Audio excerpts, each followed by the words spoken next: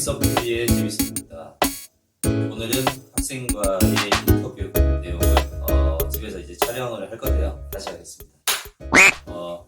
반갑습니다. 네, 재밌어 TV의 재밌어 김정석입니다. 오늘 학생들이 인터뷰를 하자고 해가지고 좀 인터뷰 내용과 관련된 내용들을 얘기를 할 건데, 오늘의 주제는 세 글자로 얘기를 하면 선생님이라는 주제인 것 같아요. 그래서 얘기를 해볼 건데, 첫 번째 질문입니다. 어릴 적 꿈은 무엇이었나요? 이 질문에 의도를 생각해보면, 넌 어릴 적에 무슨 생각하면서 살아왔니? 이렇게 얘기하고 있는 것 같습니다. 자, 꿈이 생기기 시작한 시점은 초등학교 3학년 때였던 것 같습니다. 초등학교 3학년쯤에서 이제 방학 과제로 자기 꿈을 설계해보라는 과제가 있었어요. 그때를 생각해보면 그 당시 제 몸은 상당히 말랐었는데, 사실 꿈은 좀 비만이었던 것 같아요. 왜냐면 하고 싶은 게 상당히 많았었어요. 일단 그 꿈들을 나열해보면 이렇게 있습니다. 슈퍼마켓 주인, 그 다음에 비디오 가게 주인도 사실 꿈을 꿔봤던 적도 있었고요. 왜냐면 너무 맛있는 거 많잖아요. 슈퍼마켓 주인이면 그 맛있는 거 내가 다 먹을 수 있고, 그 다음에 비디오도 재밌으니까 비디오 가게 주인도 상당히 의미 있는 일이라고 생각을 했었어요. 근데 이제 사회에서 인정하는 그런 훌륭한 꿈이라고 한다면 글을 쓰는 작가도 되고 싶고, 그 다음에 세상을 윤택하게 해줄 과학자, 그 다음에 아픈 사람들을 낫게 해줄 한의사가 되는 것도 꿈이었습니다. 일단 진지하게 생각을 했을 때 작가, 한의사, 그 다음에 과학자 되는 게 제 꿈이었습니다. 자, 두 번째 질문 가겠습니다. 중학교 선생님이 되는 계기는 무엇인가? 첫째는 고등학교 졸업 이후에 가외 경험을 해봤었어요. 수학가외를 해봤었고요. 둘째는 고3 은사님의 귀감을 받아서, 첫째 이유부터 좀 말씀을 드리자면, 제가 원래는 사실 공대를 다니다가 수학과외를 한 6개월 정도 하게 됐었어요. 군대 가기 전까지. 근데 누군가를 교육하는 일이 참 훌륭한 일이라는 사실을 알게 됐었어요. 그 학생의 경우는 첫째자인데 공부라는 걸 제대로 해본 적이 없는 학생이었어요.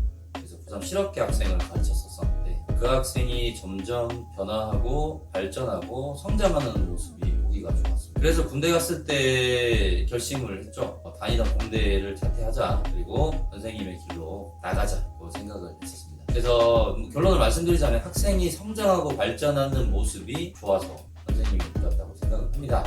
둘째는 이제 고3 은사님을 뵙고 나서 상당히 저의 어떤 교육관에 상당히 많은 영향을 미친 분인데, 그분이 헌신하고 봉사하는 모습이 상당히 좋아서 이 길을 선택하게 되었습니다.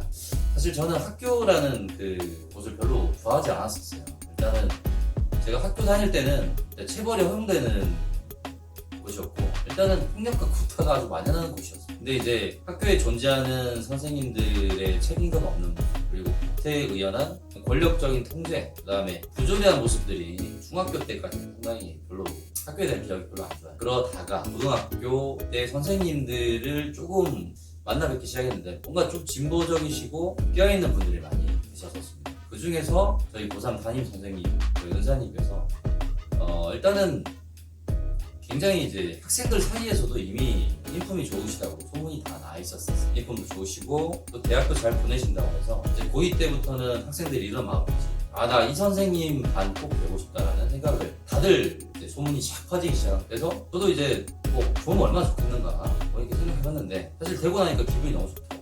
그리고 그분과 한 1년을 지내보니까 왜 학교에서 학생들 사이에서 이런 소문이 나는지를 알게 해준 분이었지 않았나 싶습니다. 굉장히 이제 저희 다른 반에 비해서 진로 상담도 상당히 많이 해주시고요. 그리고 학생들에 대한 관심, 헌신하고 봉사하는 모습을 상당히 많이 봤었습니다. 그리고 이제 가끔 친구들끼리 동창회를 하다 보면 이런 얘기들을 많이 해요.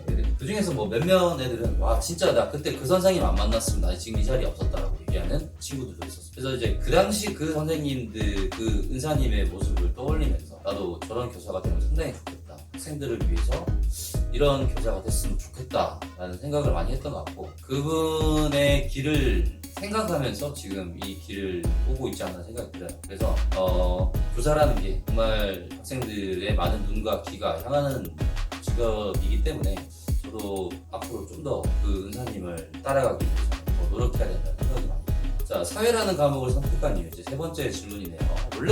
원래는 저는 윤리라는 과목을 좋아해가지고, 원래 윤리 교육과였습니다. 근데 이게 이제 폐과설이 돌아가지고, 과가 이제 이 과목을 없애자라는 정책이 나가기 시작했었어요. 그래서 제가 이제 학부 다닐 때 학부 3학년 때, 와, 진짜 전국 TO가 거의 20명 남짓했었던 그런 기억이 있어요. 거의 안 뽑겠다는 거죠. 그래서, 와, 이거 이대로 가다가는 나는 진짜 백수 되겠다. 그 당시 또 복전을 하고 있었습니다. 제가 정치, 경제, 사회, 문화에 관심이 많아가지고 일반 사회에 복전을 하고 있었는데, 다행히 일반 사회로 계속 이제 진로를 결정하게 된 거죠. 그래서 어떻게 보면 우연하게 이제 사회라는 과목의 선생님이 된 건데, 사실 생각해보면 사회라는 과목도 저는 중학교, 고등학교 때 상당히 좋아했었던 과목 중에 하나였어요. 가장 열심히 했던 과목들 중에 또 하나였고요. 제가 또 이과였지만 이과 과목 중에서 이과생이었음에도 불구하고 저희 때는 다 배웠거든요. 6차 교육과정이어가지고 여러분들이랑 이렇게 대월차가 느껴지죠. 그래서 그때 당시 배웠던 그 많은 과목들 중에서 사실 문과 과목을 되게 좋아했어요. 윤리라든지 이제 사회라는 과목 되게 좋아했어요. 특히 윤리를 좋아했는데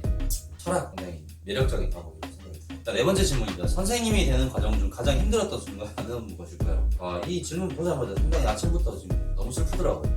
다시 돌아보겠습니다. 가장 힘들었던 순간은 딱 세 가지가 떠오르네요. 첫째는 이제 공대를 자퇴하고 이제 다시 사대를 진학하기 위해서 수능을 준비했던 그 과정. 그다음에 두 번째 과정은 사회과 임용 TO가 계속 줄어들고 임용 경쟁률도 계속 높아졌던 어떤 시절. 그 다음에 셋째는 임용 시험에서 0.33점 차이로 최종 탈락하면서 벌어졌던 일들을 떠올리니까 굉장히 힘들었던 생각이. 하나하나 풀자면, 썰 좀 풀자면, 첫째는 제가 공대를 다녔었어요. 그래서 금속공학과를 다녔었는데 자퇴를 했습니다. 그래서 사대를 들어가기 위해서 스터디를 하고 이제 도서관에서 독학했을 때가 가장 힘든 순간이 아니었나 생각이 듭니다.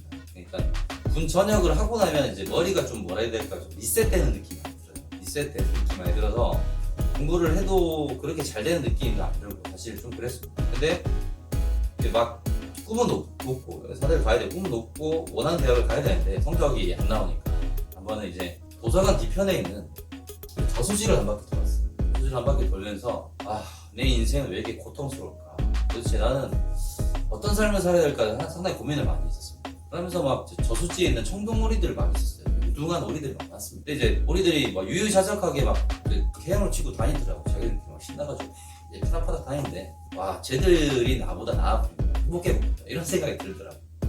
그래가지고 이제 보다가 이제 한참 청둥오리들을 막 봤었어요. 근데 그게 진짜 청둥오리들 사이에서도 내부적으로 이제 폭력이 존재하더라고요. 그러니까 순놈이 암놈 등에 막 올라타가지고 암놈 뒤통수를 막 쪼아요. 암놈이 물에 빠져가지고 못 나올 정도로 고통을 받는 괴롭힘의 장면을 거기서 봤는데, 그래서 몇몇 암놈들의 뒤통수를 보면 여기가 빠져있어, 털이 좀 빠져있어. 그래가지고 그거 보면서 쟤들도 힘들구나, 지금 청둥오리 보고 지금 행복해 보인다, 뭐 이런 생각할 때가 아니더라고. 세상 모든 이 문제들은, 그 생물들은 다 고통을 수반하면서 태어나는 것이 아닌가 생각이 들어가지고, 이 고통을 내가 받아들이면서 수험생활을 해야 되겠다는 생각을 그때 하고 나서 성적에 많은 변화가 있었던, 이런 순간순간의 어떤 삶에서 깨달음이 상당히 중요하지 않나 생각이 듭니다. 그 다음에 이제 두 번째는 윤리라는 이제 과목, 이제 폐과를 나오고 나서 힘들었어요, 사실은. 그리고 사회라는 과목을 또 바꿨는데, 과목으로 임용을 준비를 하는데 TO는 계속 줄고 경쟁률이 너무 높았던 시절이 있었어요. 거의 뭐 전국에서 50명 남짓했었던 그런 TO 상황이 있었고요. 2000년대부터 2015년대까지는 쭉 그런 흐름이 지속됐었어요. 그 암흑기를 이제 저는 세월의 정면으로 받아가지고 힘들었고요. TO가 진짜 적었던 시절에는 이제 교실에서 이런 시험을 보면서 이런 생각을 했었어요. 이 교실에서 내가 1등 해야지 1차 시험 합격하겠는데, 이런 생각까지 들기도 했고요. 아무튼 몇 년간 진짜 간절히 바라던 그 시험에서 그 떨어졌을 때 그 참담함이란 이 말로 설명, 아무튼 얘네 그때 괴롭던 순간이었던 것 같고, 세 번째는 이제 한 번은 임용 최종 시험에서 이제 후수점입니다. 0.33점으로 떨어져가지고, 와, 진짜 그냥 뭐 하늘이 무너진 느낌이다. 그러니까 하늘도 진짜 무심하시지, 그 점수로 떨어지니까 와, 정말 그때까지 해왔던 공부라든지 어떤 주마등처럼 그때가 와, 그 떨어지고 나니까 일단은 사람이 굉장히 소심해지고요. 그 다음에 본래 성격도 잃게 되고 세상을 굉장히 비관적으로 바라보고, 그리고 진짜 사랑했었던 여자친구도 3개월 뒤에 이별 통보를 하고, 통보받고, 근데 안 좋았던 일들만 다 있었거든요. 근데 사람이 꼭 죽어라는 법이 있겠습니까? 근데 사실 제가 힘드니까 또 주위에서 그때 이제 사실 많이 인간관계가 많이 정리가 되더라고요. 진짜 저를 응원하는 사람들만 주위에 많이 남아가지고 진짜 응원도 많이 해주고, 제 친구 같은 경우는 저한테 막 학교에다가 우편으로 편지까지 써가지고 영양제랑 힘내라고 보내기도 하고, 제가 그때 생각이 많이 났어요. 그리고 또 나름대로 그 힘듦을 이겨내기 위해서 진짜 등산을 많이 했거든요. 힘든 산도 많이 타고 자기 수양을 많이 하는 시절이 아니야. 그때가 많이 생각나요. 다섯 번째 직업인데, 현재 직업에 만족하시나요? 네, 저는 만족합니다. 앞서 말씀드렸다시피 그 어려움을 다 이겨내고 이 자리에 왔을 때 진짜 기분이 좋았었어요. 내가 어떻게 이 자리에 왔는데? 라는 질문을 생각해보면 기쁘지 아니할 수 없습니다. 사실은 정말 기분 좋고요. 사실 상대적인 관점에서 이 설명을 좀 드리자면, 다른 직군에 비해서 교직이라는 직군은 소득이 대기업에 비해서 낮은 편이지만 직업에 대한 만족도도 높다고 생각이 들어요. 왜냐면 대기업이나 일반 기업들은 제일 중요한 게 성과거든요. 성과를 내야 된다라는 그런 압박감이나 스트레스가 없기 때문에 굉장히 이제 그런 직업 스트레스에서 벗어나는 직군이기 때문에 스트레스 없이 만족도가 좀 높은 직군이라고 생각이 듭니다. 물론 말을 잘 안 듣고 선생님들한테 좀 괴롭히는 친구들 만나면 좀 스트레스 받기도 하지만 사실 그건 일시적인 거고요. 사랑으로 또 교육합니다. 자, 여섯 번째, 제자들에게 들었던 말 중 가장 힘이 났던 말은 무엇인가요? 쌤 잘생겼어요. 이 말이 힘이 났더라. 요즘엔 잘 안 나더라고요. 이 말도 힘이 났지만 사실 가장 힘이 나게 해준 말은, 제가 이제 고등학교 자사고에서 근무할 때 짧게 만났지만 전학을 갔던 친구가 있었어요. 전학을 가면서 나한테 시집을 하나 선물을 하더라고요. 제목이 사랑하라, 한 번도 상처받지 않은 것처럼. 류시아 씨 시집이었던 것 같은데, 그 책 앞에 이렇게 써져 있습니다. 이렇게 써져 있어요. 윤리와 사상 선생님은 멋있다. 김정석 선생님은 윤리와 사상 선생님이다. 김정석 선생님은 멋있다. 라고 썼더라고요. 제가 옆에 앉혀놓고 멋있다고 쓰라고 이렇게 지은 적 없고요. 아무튼 사실 제가 그때 그 학생의 담임 선생님도 아니었는데, 국가 시간에 좋은 그 학생에게 영향력을 미친 것 같아서 힘이 또 났고, 또 저를 그렇게 생각해 주니까, 시집까지 챙겨줄 정도로 생각해 주니까 상당히 감동을 받았던 기억이 납니다. 자, 일곱 번째 질문이에요. 질문이 상당히 많거든요. 파이팅!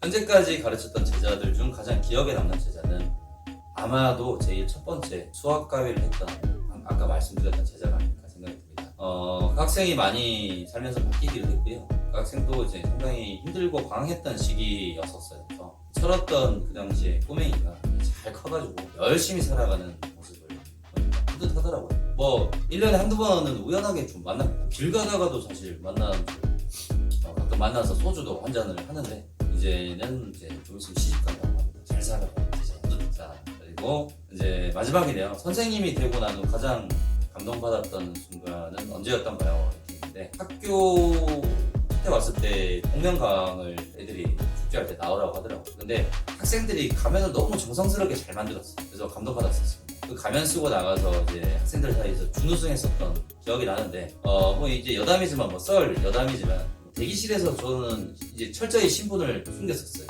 실제로 수면 바지랑 수면 잠옷을 입고 있었는데, 가면 딱 쓰고 이제 목소리도 이렇게 많이 얘기했었습니다. 네, 저는 뱅글뱅글 주사입니다. 이렇게 얘기하고, 학생들이 전혀 모를 그런 행동들을 많이 했었어요.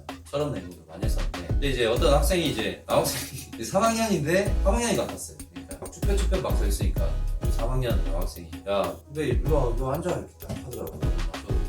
티내 만나니까, 네 선배님 하면서 여기 딱 앉았어요. 이렇게 앉아가지고 내가 딱 앉으니까 어깨동무를 착 하더라고요. 야, 너 많이 긴장되냐? 막 그러더라고. 속으로 엄청 웃었죠. 그래가지고, 네 선배님 많이 긴장됩니다. 좀 풀어주세요. 이렇게 했었던 기억이 나네요. 그래가지고 마지막에 가면 딱 벗을 때, 그 친구들랑 무대 위에서 딱 가면 딱 벗을 때 그 친구가 저를 바라봤을 때 그 눈 진짜 딱 보자마자 막 이러더라고요. 끝나고 나서 와가지고, 선생님 죄송합니다, 몰랐다고 막. 그렇게 이제 그때 기획을 했었던 학생이랑도 지금도 많이 연락을 하고 있고요. 사실 그게 생각이 많이 납니다. 그러니까 가장 감동받았던 순간은 그 순간이 아니라 그 학생들이랑 이제 좋은 관계로 지속적으로 연락이 되고 좋은 관계와 인연으로 나올 수 있다는 것이 가장 큰 감동이 아닐까 생각합니다. 마지막이네요. 이게 마지막 질문이에요. 제자들을 얼마나 사랑하시는지. 자, 이거는 쉬운 질문일 수도 있고 어려운 질문일 수도 있는데, 제가 교사가 된 계기를 생각해 본다면 참 잘 아실 것 같습니다.